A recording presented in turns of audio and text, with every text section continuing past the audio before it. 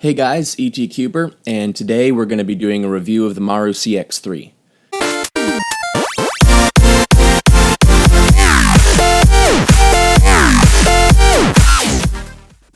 So when I first got the puzzle, I was a little confused because it was a box inside of a box, and I thought that was a little weird.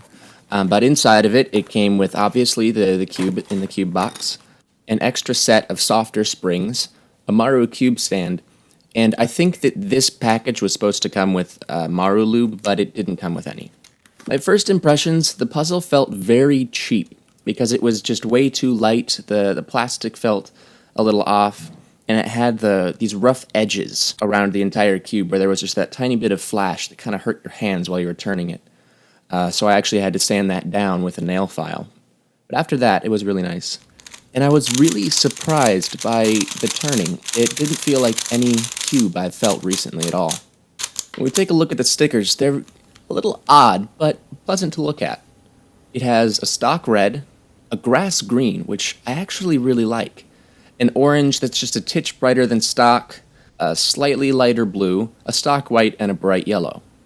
When we look at the mechanism, there's a standard wing design on the edges and built-in torpedoes. There are tracks around the inside of the entire puzzle to interlock with the center, which has a small plate around it. The corner stalks are a bit thin, but it doesn't feel flimsy and nothing is broken, and it doesn't make the puzzle feel any different, really. There is a small notch in the core around one side, and I have absolutely no idea why. If you do know why, leave it in the comments. I'm kind of curious. Finally, onto the turning. I personally keep this cube on tight tensions because it came extremely loose, and it was a little rattly, and it just wanted to move way too much. But on these tensions, I have absolutely no pops at all, ever. There are no corner twists, and it corner cuts like nothing else. I mean, you can see right here, it's absolutely insane. I love it. The reverse corner cut is pretty decent. It's about 2/3 of a cubie, so fairly standard. I've heard a lot of people have had issues with the center caps popping off, but I haven't personally had that issue. The puzzle is very crunchy and very loud, reminiscent of an Alpha cube from several years ago, but without any of the problems with the popping that this one has because Cubics designed the mechanism to be so solid. The turning of this puzzle is just a pleasure. I find myself picking it up all the time to solve it randomly, and even more than my main speed cube. It's interesting. I actually find this puzzle pretty addictive. Initially, I only got this cube to support a fellow Minnesotan cuber, and I didn't really like it out of the box. But the more I played with it, the more the feel intrigued me, and I found myself wanting to pick it up and solve it all the time.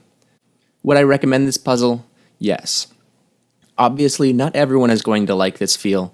Some people like the very smooth, slightly heavier cubes, and there is definitely merit to that. I like those cubes too.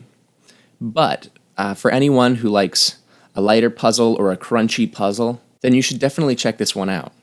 Obviously, it's not going to be everyone's mains, but it has the potential to be a lot of people's mains, including mine.